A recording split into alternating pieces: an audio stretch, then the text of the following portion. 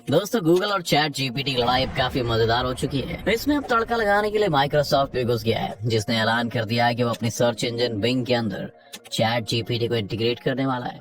इससे गूगल के ऑफिस में इसीलिए भी हड़कंप, क्योंकि गूगल का 60% से ज्यादा रेवेन्यू गूगल सर्च से आता है और इस मार्केट में गूगल का शेयर 90% से भी ज्यादा का था। लेकिन माइक्रोसॉफ्ट के अनाउंसमेंट के बाद न सिर्फ गूगल सर्च पर खतरा मंडराने लगा है, पर साथ ही जब गूगल ने चैट जीपी की कंपटीशन के रूप में गूगल बार्ड को अनाउंस किया तो उसकी प्रेजेंटेशन इतनी खराब थी कि प्रेजेंटेशन खत्म होते होते गूगल 10,000 करोड़ डॉलर्स का नुकसान कर चुका था। क्या है नई आई वॉर और अब आगे गूगल का क्या होगा, आइए जानते हैं आज के इस वीडियो में। तो बस अंत तक बने रहिएगा हमारे साथ। लेकिन वीडियो शुरू होने से पहले अगर आप चैनल पर नए हैं या आपने अभी तक चैनल को सब्सक्राइब नहीं किया है तो चैनल को सब्सक्राइब करना, बेल आइकन दबाना ना भूलें।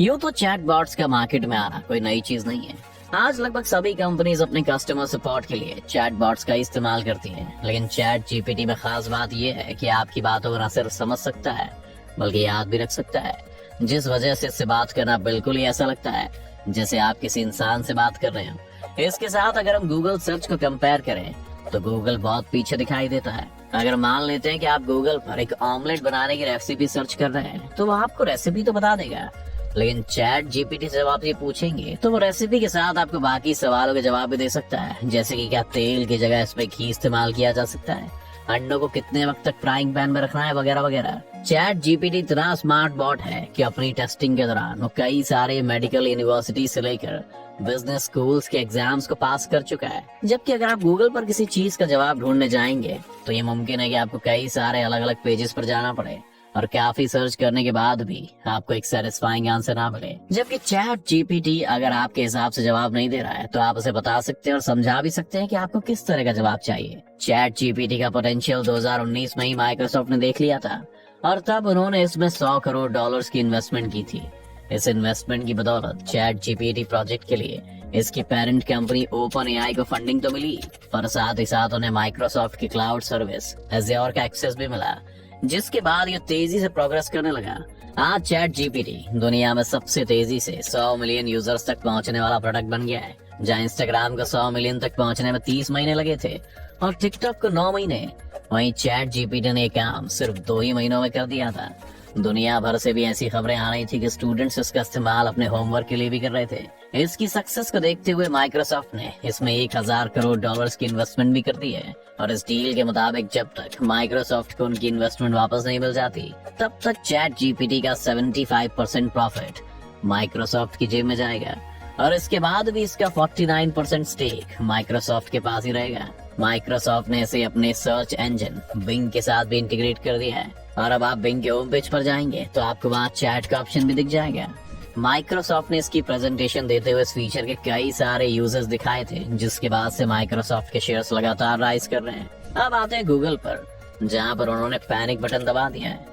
गूगल इस नई टेक्नोलॉजी से इतना डरा हुआ है कि उन्होंने अपने फाउंडर्स लैरी पेज और सर्जी ब्रिन को भी रिटायरमेंट से वापस बुला लिया है और आगे की स्ट्रेटेजी डिस्कस करने के लिए एक मीटिंग रखी है। गूगल भी बहुत समय से एआई पर काम कर रहा है और उनके पास भी कई सारे एआई प्रोडक्ट्स हैं जो अभी अनरिलीज्ड हैं। गूगल के साथ ये परेशानी है कि गूगल इतनी बड़ी कंपनी है कि अगर वो कोई भी अनटेस्टेड या फिर इम्परफेक्ट प्रोडक्ट मार्केट में लॉन्च कर देते हैं और फिर वो गलत जानकारी देना शुरू कर देता है तो उन्हें काफी सारा नुकसान हो सकता है, जिस वजह से ये सभी 15 से ज्यादा प्रोजेक्ट अभी तक टेस्टिंग फेज में ही थे।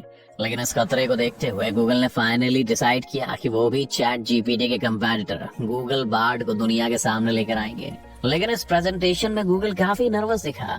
इसका एक कारण ये भी था कि जब गूगल ने एक प्रमोशनल वीडियो लॉन्च की थी जिसमें बार्ड से पूछा गया था कि जेम्स वेब टेलीस्कोप ने ऐसी कौन सी डिस्कवरीज की हैं जो एक 9 साल के बच्चे को बताई जा सकती हैं, तो बार्ड के जवाब में आखिरी पॉइंट ये था कि जेम्स वेब टेलीस्कोप ने पहली बार हमारे सोलर सिस्टम से बाहर के किसी प्लैनेट की तस्वीर खींची है। ये इन्फॉर्मेशन गलत थी क्योंकि काम पहले भी हो चुका है। इस इन्फॉर्मेशन के सामने आने के बाद भी पब्लिक में ये परसेप्शन फैल गया कि गूगल का प्रोडक्ट अभी रेडी नहीं है। प्रेजेंटेशन की बात करें तो इस प्रेजेंटेशन में सिर्फ 15 मिनट गूगल बार्ड के बारे में बताए गए हैं और इसके बाद गूगल के बाकी प्रोडक्ट्स को दिखाया जाने लगा और इससे भी ये पता चला कि गूगल अभी चैट जीपीटी से लड़ने के लिए तैयार नहीं है। इसी वजह से गूगल को इस प्रेजेंटेशन के बाद 100 बिलियन डॉलर्स यानी करीब 8 लाख करोड़ का नुकसान हो गया। दूसरी तरफ माइक्रोसॉफ्ट इस मोमेंट को काफी एंजॉय कर रहा है क्योंकि अचानक उनके हाथ सोने का अंडा देने वाली मुर्गी लग गई है। उनके पास फाइनली ये मौका है कि वो गूगल सर्च को बीट करके बिंग को इस मार्केट का लीडर बना सकें। इस वक्त बिंग और माइक्रोसॉफ्ट के पास खोने के लिए कुछ भी नहीं है, क्योंकि उनकी हालत वैसे ही खराब हो रही थी।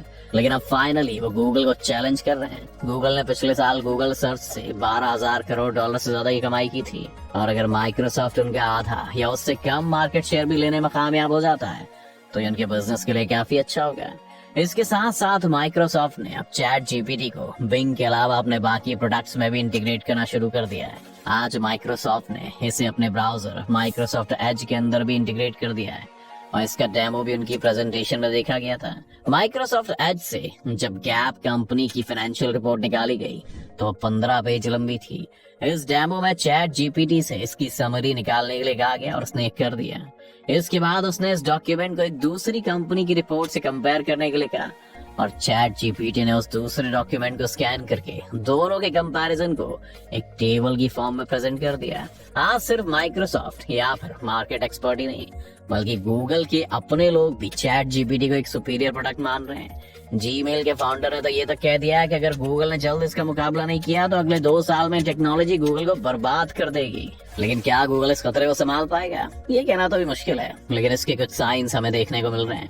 अगर हम गूगल बार्ड की बात करें तो अभी भी डेवलपिंग स्टेज में, और जिस तरह की गलतियां वो कर रहा है, पहले चैट जीपीटी भी इस तरह की गलतियां क्या करता था, जिसका मतलब है कि गूगल अगर इस पर थोड़ा सा काम करे तो इसे बेहतर कर सकता है। गूगल के पास आज मार्केट डोमिनेंस भी है। एंड्रॉइड फोन्स में तो लोग क्रोम को यूज करते हैं, लेकिन साथ ही गूगल एप्पल को भी हर साल पैसा देता है ताकि वो क्रोम को आईफोन्स और मैकबुक्स में एक डिफॉल्ट ब्राउजर की तरह रख सके, जिससे कि लोगों की गूगल सर्च इस्तेमाल करने के चांसेस काफी बढ़ जाते हैं। इस मार्केट डोमिनेंस के कारण गूगल अब भी बिंग को आगे नहीं निकलने देगा और पूरी कोशिश करेगा कि अपने यूजर्स को वो अपनी ही वेबसाइट पर रख सके। इसके साथ साथ पिछले कुछ सालों में गूगल के कई इंजीनियर्स ने इसलिए वहाँ जॉब छोड़ दी थी, क्योंकि गूगल एआई टेक्नोलॉजी पर बहुत स्लोली काम कर रहा था और उन्हें लॉन्च करने से डर रहा था। इसलिए इंजीनियर्स या तो बाकी स्टार्टअप्स में चले गए या फिर उन्होंने खुद के स्टार्टअप शुरू कर लिए थे। आज गूगल का फोकस जब दोबारा एआई की तरफ आया है तो गूगल के पास इंजीनियर्स भी लौटना शुरू हो जाएंगे। सिर्फ इतना ही नहीं, गूगल ने तेजी से कई सारी एआई कंपनीज और स्टार्टअप्स में इन्वेस्ट करना भी शुरू कर दिया है, जो आने वाले समय में जाकर गूगल के एम्पायर का हिस्सा बन सकते हैं। इस लड़ाई का अंत जो भी हो, लेकिन इसका फायदा अंत में हमें ही मिलने वाला है। लेकिन फिर भी आप इस एआई वॉर में क्या समझते हैं कि क्या माइक्रोसॉफ्ट जीत जाएगा या फिर आज भी गूगल को हराना मुमकिन नहीं है? अपनी राय में कमेंट में जरूर लिखें। उम्मीद है आपको आज की इस वीडियो से काफी कुछ नया सीखने को मिला होगा।